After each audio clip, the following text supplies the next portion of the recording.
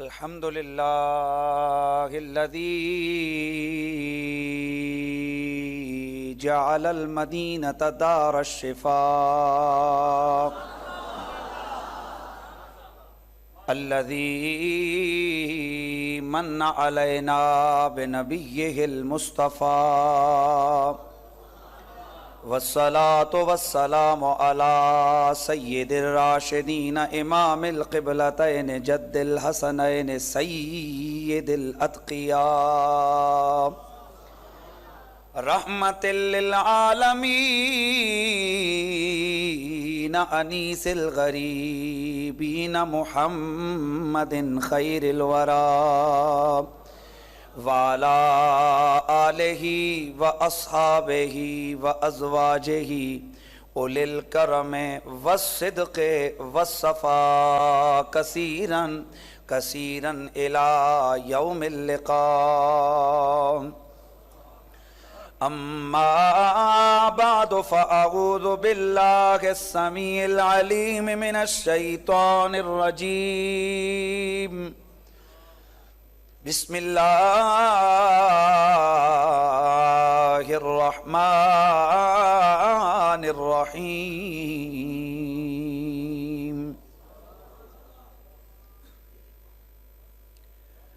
والتين والزيتون وطور سينين وهذا البلد الأمين لقد خلقنا الانسان فی احسن تقویم. درود و سلام با آواز بلند پڑھ لیجیے. الصلاۃ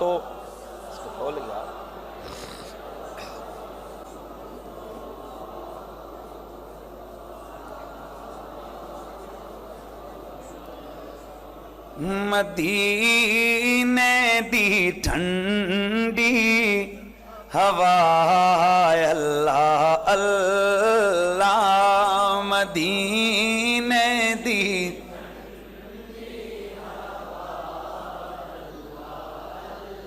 ہاں مدینے دی ٹھنڈی ہوائے اللہ اللہ مدینے دی ٹھنڈی مدینے دی مٹی نو مٹی نہ سمجھو مدینے دی مٹی ہے شفاء اللہ اللہ مدینے دی مٹی شفاء اللہ اللہ مدینہ مدینہ مدینہ نہیں بھائی، یہ نہیں ہے سرکار کے شعر کا ذکر دیوانوں کے سامنے حضور کی کسی بھی نسبت کا ذکر ہو وہ مست الست ہو کر ان کی توجہات ادھر ہو جاتی ہیں. سب کی بلند آواز آنی چاہیے. مدینہ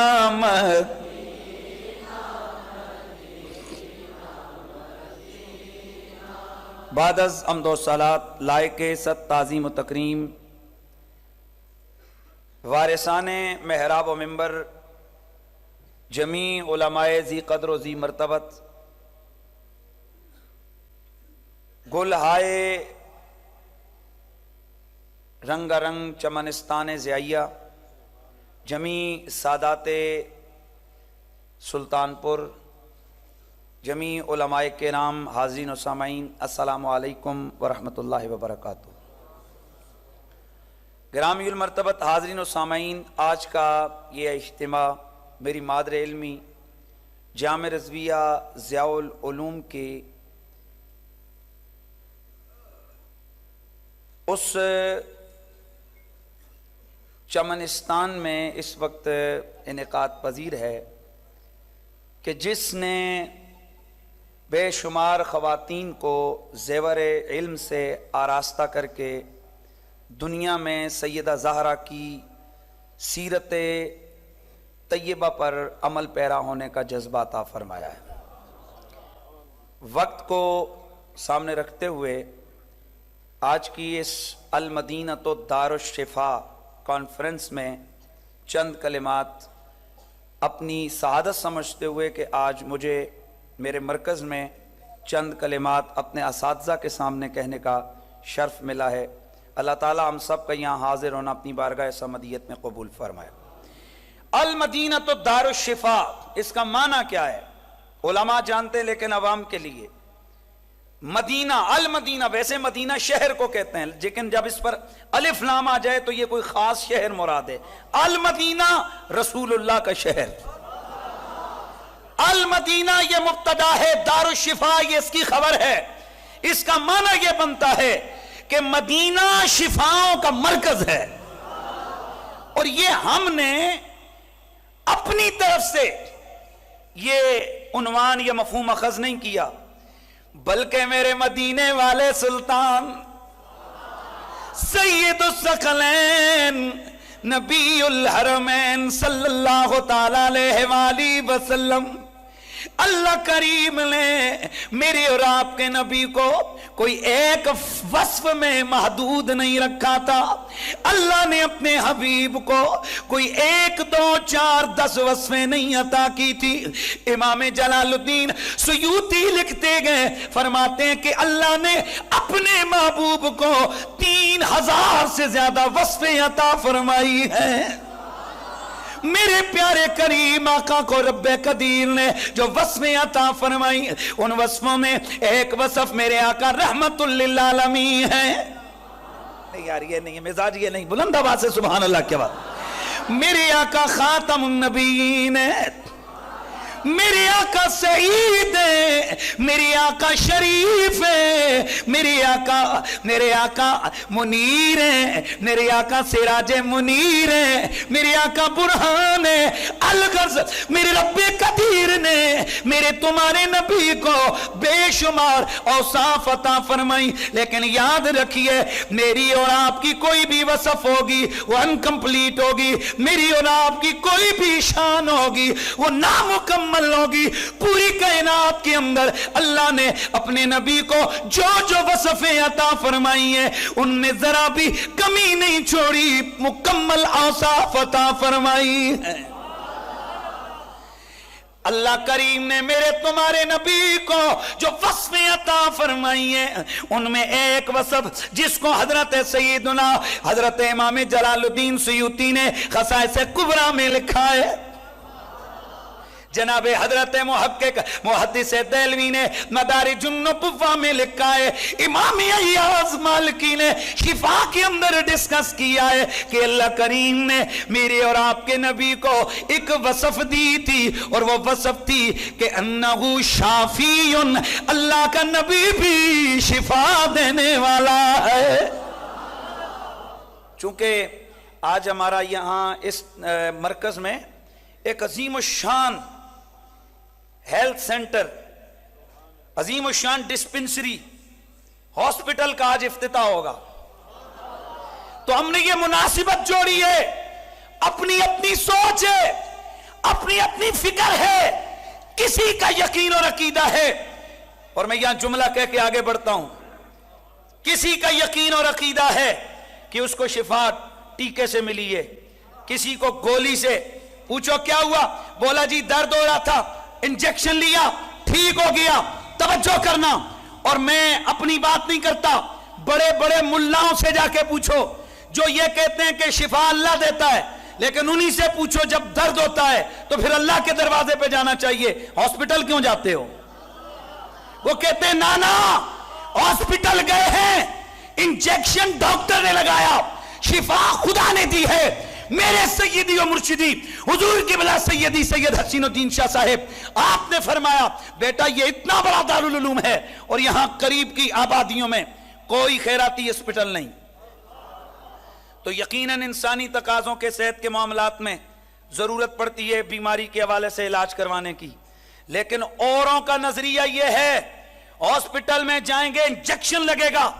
ٹیکہ لگے گا تو شفا ملے گی۔ میرے سیدی یہ نظریہ دیتے ہیں بے شک شفا رب دیتا ہے، لیکن حقیقت یہ ہے کہ شفاؤں کا سلسلہ جو اللہ کی طرف سے ملتا ہے وہ بواسطہ رسول اللہ کے ملتا ہے۔ یہاں جو ڈسپنسری قائم ہوگی اس میں جو مریض آئیں گے ان کو جو شفا ملے گی. ہمارا ایمان ہے کہ پوری کائنات میں اللہ کی طرف سے جو بھی عطائیں ہیں وہ بواسطہ رسول اللہ کے ہیں, تو گویا جسے شفا ملتی ہے اسے بھی مصطفیٰ کریم کے صدقے سے ملتی ہے. تو میں چیز عرض کر رہا تھا کہ المدینہ تو دار الشفا. میرے نبی کے ناموں میں سے ایک نام ہے شافی. کیا نام ہے جی؟ شافی. شافی کا مطلب ہے شفا دینے والا. شافی کا مطلب شفا دینے والا. یہ حضور کے نام ہیں. اور میں ابھی حوالے تھوڑے چھوڑ دیے, بلکہ ابھی جو آپ قرآن مجید لیں, حضور کے 99 نام جو لکھے ہیں نا پچھلی سائٹ پہ, وہ ایک قرآن مجید کی دوسری کاٹھی پہ, وہاں ناموں میں ایک نام شافی لکھا ہے. ایک نام شافی لکھا ہے, یعنی اللہ کا نبی بھی شفا دیتا ہے. اور نبی تو نبی ہے. میرے رسول نے جس شہر میں سانسیں لیں, ایک دن ندی سے صحیح ہے, ایک دن میرے مدنی کریم آقا سرور کون و مکان صلی اللہ تعالیٰ علیہ وآلہ وسلم میرے مصطفیٰ کریم ایک غزوے سے واپس لوٹے. صحابہ کرام نے اپنے منہ کے اوپر اپنی چادریں رکھی ہوئی تھیں گرد سے بچنے کے لیے. جیسا کہ عام طور پر اس وقت کے مسافر کرتے تھے کہ اپنے چہرے کو گرد سے بچانے کے لیے وہ اپنے چہرے پر اپنے لمبی لمبی چادریں اوڑھتے تھے. جیسے ہی صحابہ کرام مدینہ منورہ کی حدود میں داخل ہوئے, میرے آقا نے فرمایا اپنے چہروں سے چادریں ہٹاؤ. اصحاب پیغمبر نے بطور تجسس دیکھا, وہ عرض کر رہے ہوئے آقا جی گرد سے اپنے چہروں کو بچانے کے لیے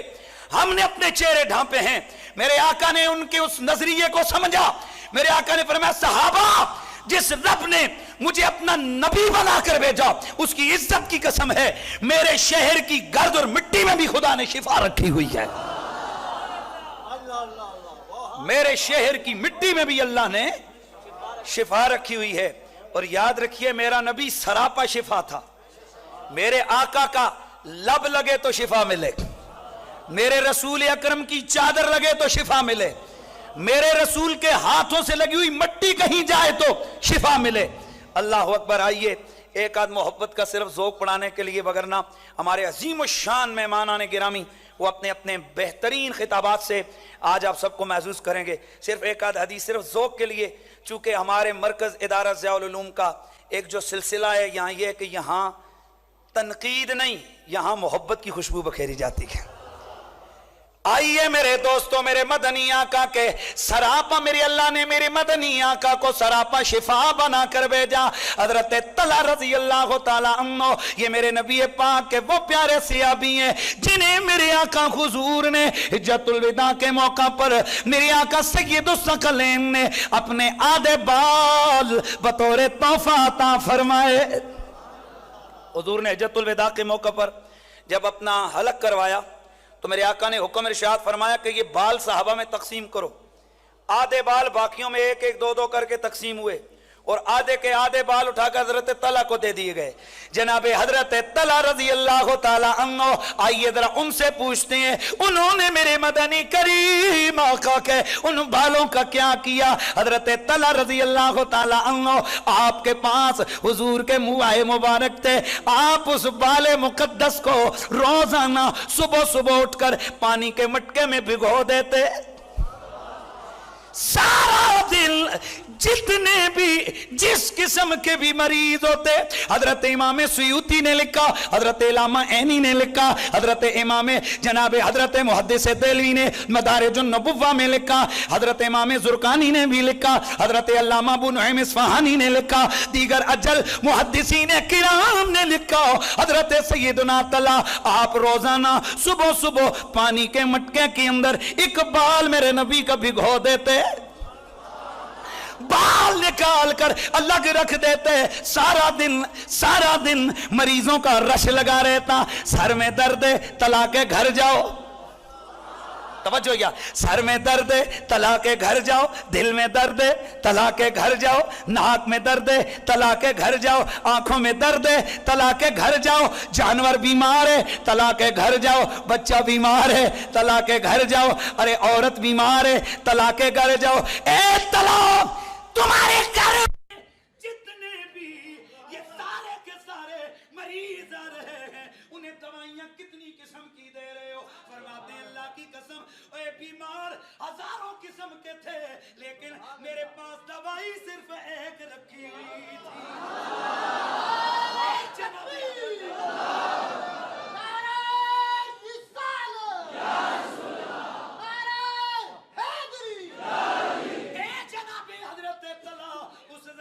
دوائی کا اور اس علاج کا نام بتاؤ. وہ کیا دوائی تھی جسے تم مریضوں کو کھلاتے پلاتے تھے؟ فرماتے ہیں اللہ کی قسم اوے میں نے کبھی بھی دوائی چینج نہیں کی لیکن ایسا کبھی نہیں ہوا کہ کوئی مریض آیا ہو وہ شفا پا کے واپس نہ گیا ہو.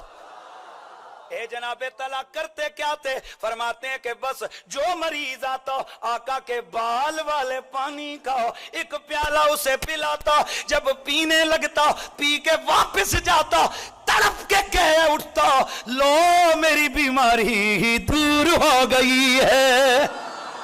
تو پھر میں کیوں نہ کہوں کہ اپنے مولا کا پیارا بھی اپنے مولا نبی دونوں عالم کا دولا. اللہ اللہ میرے نبی کا بال بھی شفا والا. توجہ ہے نا, میرے رسول کی شفا کسی زمانے تک محدود نہیں تھی. میرے رسول کے غلاموں میرا نبی آج بھی, بلکہ نبی تو نبی ہے, میرے آقا کا نام بھی شفا والا ہے. نبی کے شہر کی مٹی شفا والی, نبی کے جسم کا ذرہ ذرہ شفا والا, نبی کا نام شفا والا. اور صرف ایک زمانے کے لیے نہیں, صبح قیامت تک میرا نبی شافی ہے. آئیے حضرت امام جناب شاہ ولی اللہ محدث دہلوی, آپ کی کتاب انفاس العارفین صفحہ 257, حضرت امام شاہ ولی اللہ محدث دہلوی لکھتے ہیں, فرماتے ہیں کہ میرے والد گرامی شاہ عبد الرحیم آپ ایک لا علاج بیماری کا شکار ہو گئے. فرماتے ہیں کہ بڑے علاج کروائے, ڈاکٹروں نے لا علاج قرار دے دیا. کہتے ہیں کہ ایک شب میری والد گرامی فرماتی ہے کہ میں سونے لگا ہو, دل میں خیال آیا کہ ہائے کس بے کسی ہو بے قراری کے عالم میں, کس قدر بے کسی ہو بے قراری کے عالم میں اس وقت یہاں پڑا ہوں. پھر اچانک خیال ہوتے ہوتے گنبد خزنہ کے مقی کی طرف دھیان چلا گیا. دل میں خیال آیا اے رحمت للعالمین آپ وہی ہیں جنہوں نے خواب میں امام بوسیری کو چادر عطا کی, ان کا فالج والا جسم ٹھیک ہو گیا تھا. فرماتے ہیں کہ بس اچانک میرے دل میں خیال آیا, حضور کا نام ذہن میں آیا, تصور آیا, اسی تصور مصطفیٰ میں میری آنکھ لگی, ادھر آنکھ لگی, ادھر آنکھ لگی, ادھر قسمت جاگی, ادھر نصیب بیدار ہو گیا. فرماتے ہیں کہ میں نے خواب میں دیکھا سید ثقلین کے جلوے نظر آ گئے, حضور کا بطحا کا مکھڑا میرے سامنے آ گیا. ہاں یہ وہی مکھڑا ہے کہ جو گھوڑے کے پیر نے دیکھا تھا تو تڑپ کے کہہ دیا تھا کہ اس صورت نو میں, اور یہ اللہ کی قسم ہے یہ سارا فیض میرے گھوڑے کے پیر میرے علی کا ہے. اس لیے ہو نہیں سکتا ادارہ ضیاء العلوم ہو, ادھر کا جلسہ ہو, گولڑے کے پیر میرے علی کا ذکر نہ کیا جائے. آپ فرماتے ہیں کس صورت نو میں جانا کا کہ جانے جہاں ناکا سچے آنکھاں تے رب دی میں شان ناکا سچے آنکھاں تے رب دی جس شان تو شان سب بڑھیا. ہاں وہ میرے پیارے آقا کی صورت طیبہ آپ کے سامنے آئی. اچانک رخ زیبا پر نظر پڑی, توجہ رہے, اور یہ میسج بھی ہے سب کے لیے. میرے آقا کے رخ زیبا پہ نظر پڑی, ماتھا دیکھا, مکھ چند بدر شاشانی ہے, متھ جم کے لات